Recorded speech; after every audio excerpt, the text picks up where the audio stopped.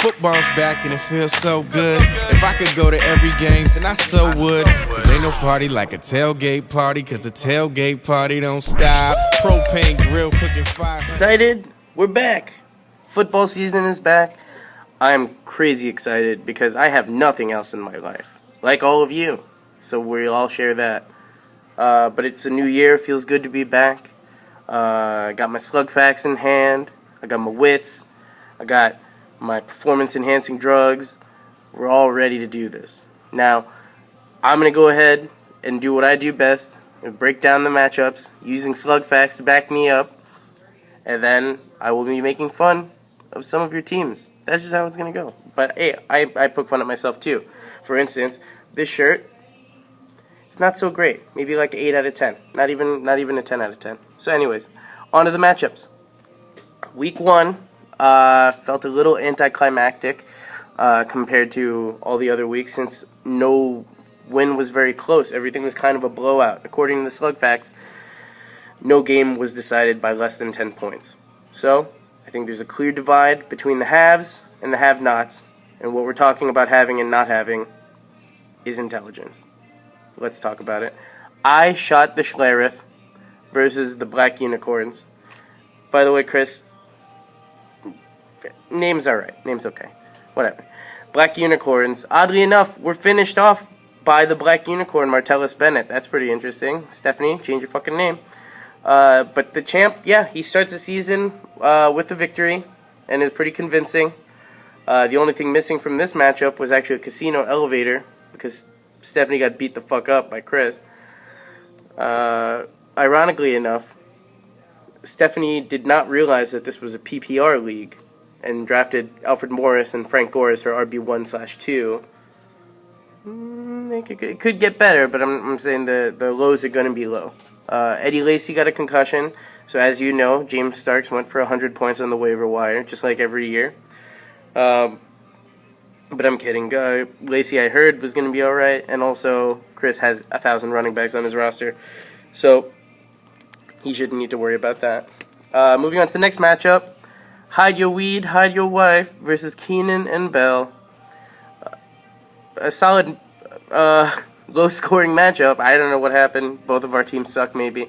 But only 7 total touchdowns combined between the two of our teams.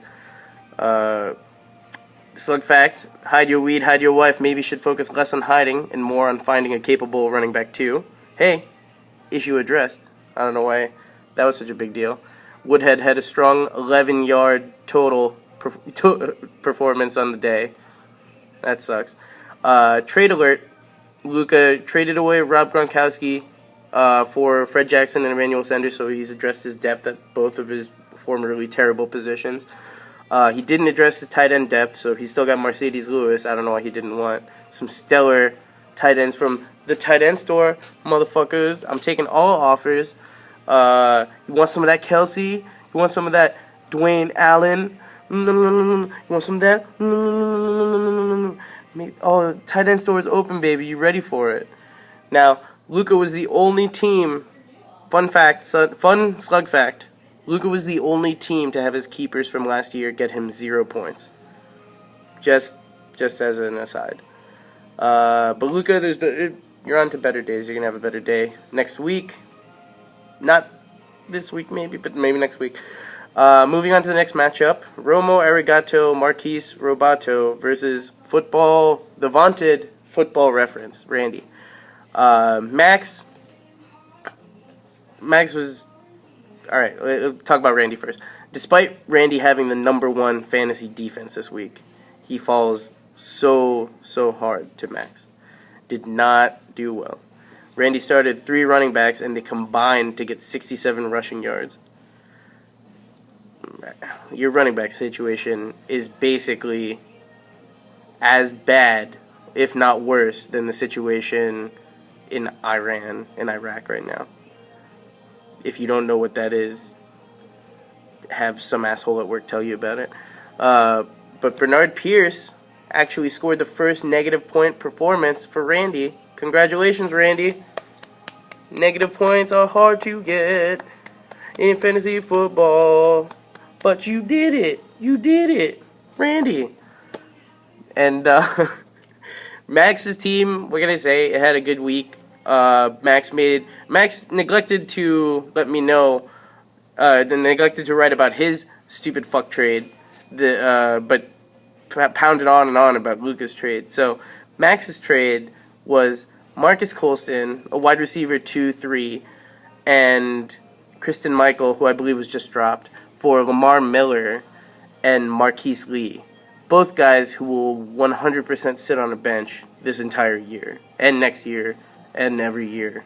So, fuck your trade, Max. I don't know what the fuck you're talking. Fuck you. Fuck you too, Max. You fuck yourself. Stop watching this. Take your dick and put it in your ass. And fuck yourself, Max. AKA my slug. Don't stop giving me slug facts. But on to Randy. Randy's team wasn't so great, but Max believes that when Wes Welker comes back in 4 weeks, it'll solve his flex problem. I don't think so. I think Wes Welker will not be back for very much longer after he comes back in. I think he's just here. I'll check in 1 every 4 games. I'll collect my check. I'll go home. Fuck my probably beautiful wife. Stare into her and not remember her face as I'm fucking her because I got so many concussions in my head I can't even fucking remember 3rd grade math anymore. But whatever. What are you going to do? But white running backs did not do so great this week. Toby Gerhart, only 42 rushing yards after an ankle sprain. Sorry, I don't know if it's a high ankle sprain. Should be better in the upcoming weeks. Randy has repeatedly said he wants touches. He wants touches for his running backs. Toby Gerhart got 20 touches. He's got to do well with them, right? According to the numbers, no. A guy with 20 touches who averages 1 yard per carry and a guy who averages 15 touches with 5 yards per carry are 2 vastly different scores. So touches, not everything. Randy sucked too. Anyways, moving on. Vinny V. Wow. Vinny V's team versus Kelvin and Dobbs, a team poorly named. Alright. Maybe Eric can switch his team name to Kelvin and Healthy Scratch Dobson instead. That's what I think. But the highest scoring team in the week goes to Vince. Vince! Little golf claps for you. 166 points, all of you. You crazy fuck. And remarkably, this happened after Eric was up by over 60 points at one point, and Vince just fucking army crawled his way back into the shit with fucking Calvin Johnson. Calvin Johnson, why wasn't he a top 5 pick? Fuck anybody. Oh wait, he was a top 5 pick. Fuck me. Alright. So Eric ends up wasting a career day for Matt Ryan and Le'Veon Bell with this. I think Eric has a habit of getting career weeks out of guys and losing to Tongue Punch or whoever the fuck. But Max goes on to give a big blowjob to Eric's team. Not so great. Everybody's injured. Doug Martin's terrible. But Vince, Max will blowjob all of your team. He says he looks to be a real contender this year with strong depth. He had the highest scoring starting team and the highest scoring bench. 8 touchdowns by Vince's team. That's more than me and Luka's matchup put together. So, kudos to Vince. I heard he was crazy high during the entire draft and didn't know half the players that he picked. But, hey man, better to be high and lucky than good. Or at least high. Doug Martin and Fitz combined for 5.8 points.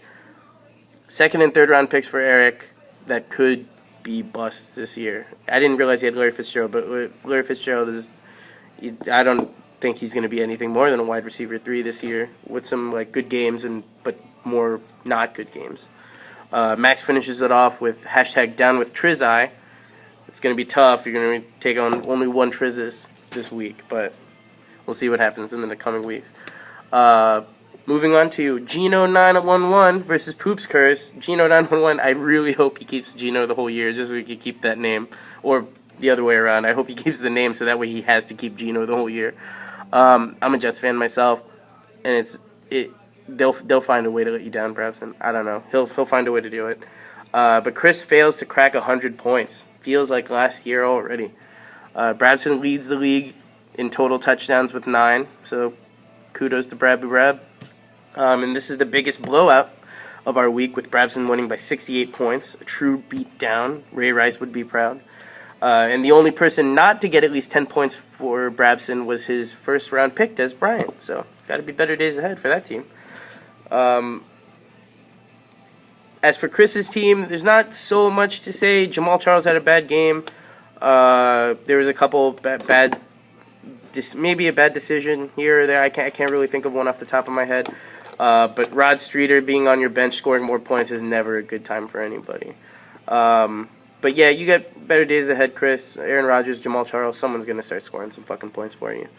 Brabson, I am in love with his 3-quarterback rotation. I wish I liked his quarterbacks better. I think Tannehill isn't so great, but I understand maybe the pendulum effect. Like the running game starts going, then the passing game starts going. I don't know. Every time I hear Tana time, I remember that time where Chris played Tannehill against me, yelled "It's Tana time" when he got his first touchdown. Upon which we started yelling Tana time as he threw, I think, 3 or 4 picks that same game. So Tana time is coming, and drop that motherfucker. And Brabson doesn't have a third running back nor a QB, but Antonio Brown, Randall Cobb, Julius Thomas, Des Bryant. That's up there, no matter what. That's up there pretty much. Finally, moving on to our last matchup, Scam Newton, Scammy Scammertons. Hey man, I like the shit out of that name. I don't know what the fuck. He went with Wilson for his 1 year. Now it's Scam Newton. Big fan of all that. Good job, Cody. This is and then he was playing against Where My Shouty's At, or some other stupid shit, according to Max. This was the closest contest this week, so it might as well be saved for last. Raph and Rob have as many wins as Raph got last year, so fingers crossed that they still have some hope, and they can only go up from here, right? Meanwhile, Cody seemed to have thought we were in the 2013 draft again, and drafted according to those guys. That may be tough, depending on... I know Marshawn Lynch and Deshaun Jackson are great, but the rest of that team can use some fucking upgrading. And Luke, slug fact, unfortunately for Cody, I don't think Luka can bail him out this year. That was from the slug. I think Luka can bail you out this year. I would aim to trade with Luka right around the time you play Max, because that seems to be the time he's most receptive to hearing trades. Not a joke. Also, Raph and Rob had the lowest scoring bench. All of your team is a pile of hot trash. And please keep trading your team so you make a better one. There are basic rules to fantasy football, and you should follow some of them. Is that it? That's it. That's my slug facts for the week. And so thank you, Slug, for those slug facts. And that is our week of Last Fantasy Week tonight. I know we're going to have supposed to have some bits from our erstwhile champion. He was supposed to deliver some message. He didn't. Fuck Chris for that. And yeah, hopefully I think I'll throw in some stuff later in this week. I'm going to try to push this video out quick, so you'll get this quicker. But next week I'm going to try and put a little bit more elbow grease into the video prospect and see if we can get it up to my personal snuff, because whenever I show a video to maybe 5 or 6 people, I want to make sure it's good. So you guys have a great week 2. Don't play Justin Forsett, and have a fucking excellent weekend. I'll see you guys next week in the fucking fantasy worlds. Take it easy, guys. Week 3, his Bortles going to be throwing the ball. Week 3, start in 10 touchdowns. Season starts 1 game. That's it.